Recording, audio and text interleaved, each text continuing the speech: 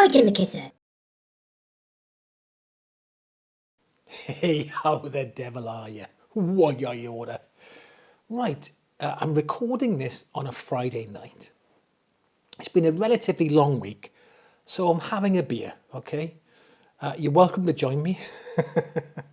Hopefully I won't be slurring at the end of the video. I can't promise you that, but there you go.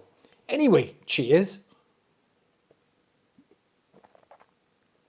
Oh, that hits the spot. Anyway, let's put this down.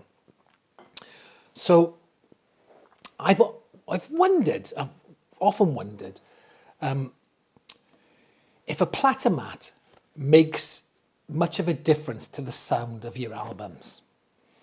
And I've watched a few videos, but I thought, do you know what? I want to test it for myself. So I've already got a rubber mat on my turntable here. But I also spent my own money, my own cash, okay? And I bought a felt platter mat, a silicone platter mat, an acrylic platter mat, and a cork platter mat.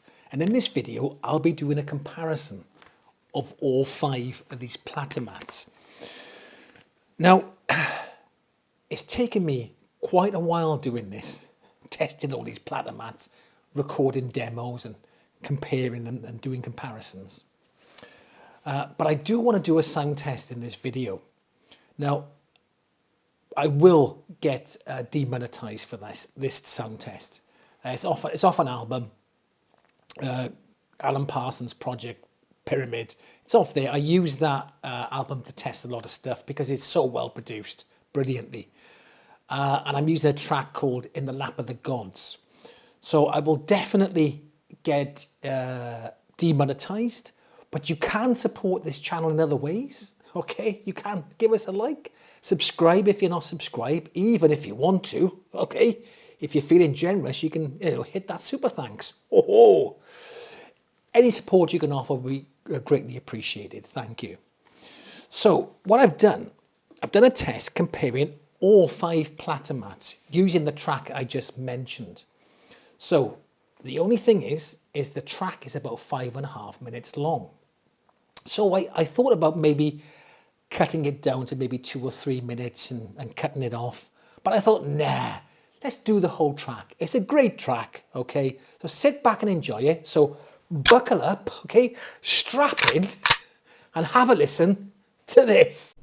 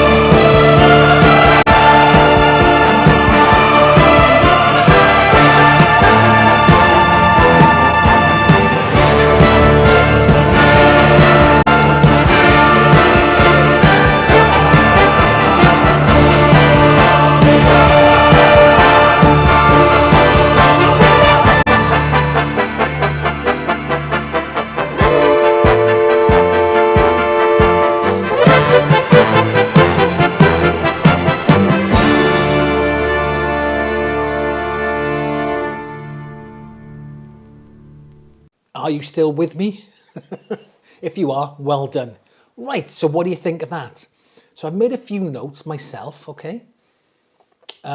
So first of all, let's go to the felt. Now, for some reason, DJs apparently love felt platter mats. I don't know why. I'm not a DJ.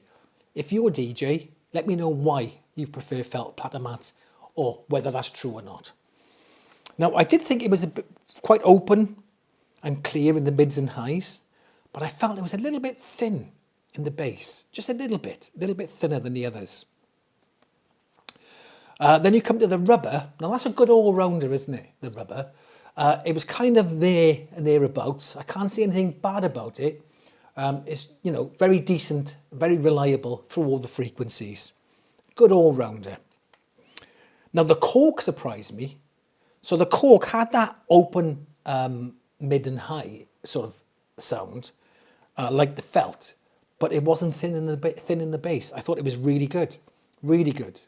Now, the acrylic, now initially at the start of the song, I thought the acrylic sounded great, but when the song got a bit busy, for whatever reason, when I was using the acrylic platter mat, it got a little bit confused when it got busy. All the instruments and songs and singers, you know, going, and it seemed to get a little bit confuddled there. So I was like, oh, what happened there? But it was good in the beginning, but later on in the track, I was like, ooh. Now the silicone, I felt was a bit fuller, held the music together really good, and was quite smooth in its presentation. A little bit darker, but I liked it. So what I've done is I've put together my top 5, counting down from 5 to 1, in the style of Top of the Pops. Now, if you're not from the UK or you're younger than 30, you probably won't have a clue what I'm talking about. Right? If you do, let me know. Now, Top of the Pops was a huge TV program. It ran for like 30 years or so, even longer. I'm not sure how long it ran for. And it was a music program which counted down the charts every week. It was a program that hardly anybody, any teenager missed. I loved it, watched it for years and years and years. It's no longer running, unfortunately. And the format was you'd have your favourite acts on stage. A lot of them mimed, but that's what it was. And they would count down the top 20 and have some of the acts singing the songs in the studio. And you would have some of the top DJs at the time, and they would take it in turns to host the program. So it was really, really good. It was great, okay? If you don't know what it is, go on YouTube and type in Top of the Pops. So I've done it in the style of Top of the Pops, but it's called Top of the Mats. Right? Anyway, have a listen to this. Welcome to Top of the Mats. In at number 5, we have the DJ's favourite, the felt platter mat. Non-mover at number 4, the good all-rounder, the rubber platter mat. Dropping down 2 places to number 3, it's the acrylic platter mat. Gets a little confused in the busy part of the track. Sticking at number 2, we have cork. Very open in the mids and highs, but can lack durability. And staying at number 1, it's the silicone platter mat. Held it together better and a very smooth presentation.